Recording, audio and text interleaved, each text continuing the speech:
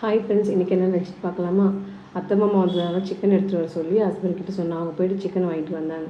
அவங்க வர கேப்பில் வெங்காயம் தக்காளி எல்லாமே அதுக்கு தேவையானது எல்லாம் ரெடி பண்ணி வச்சுட்டு ஃப்ரெண்ட்ஸ். வந்ததுக்கப்புறம் ஒரு கடாயில் எண்ணெய் ஊற்றி கடுகு போட்டு பட்டைலாம் போட்டுட்டு வெங்காயம் நல்லா கோல்டு கலர் வந்ததுக்கப்புறம் 2 பச்சை மிளகு அப்படி உடச்சி போட்டு ஃப்ரெண்ட்ஸ். போட்டதுக்கப்புறம் வெங்காயம் வதங்கி தக்காளி போட்டு நல்லா சாஸ் மாதிரி ஆனதுக்கப்புறம் அந்த இஞ்சி பூண்டு பேஸ்ட்டு போட்டு ஃப்ரெண்ட்ஸ். இஞ்சி பூண்டு நல்லா போட்டால் அந்த சிக்கன் ஸ்மெல்லு வராது. அதனால் அதுக்காக இஞ்சி பூண்டு பேஸ்ட் போட்டு நல்லா கிரேவி மாதிரி பண்ணிவிட்டு சிக்கன் வாஷ் பண்ணி அப்படியே போட்டுருச்சு ஃப்ரெண்ட்ஸ். போட்டதுக்கப்புறம் அந்த சிக்கன் நல்லா ஒரு 10 மினிட்ஸ் அது நல்லா இதுவாகணும். வந்ததுக்கப்புறம் தண்ணி லைட்டாக வரும். அந்த கேப்பில் உருளைக்கிழங்கு போட்டால் இன்னும் ருசியாக இருக்குன்னு சொல்லுவாங்க. உருளைக்கிழங்கு கட் பண்ணி போட்டாச்சு ஃப்ரெண்ட்ஸ்.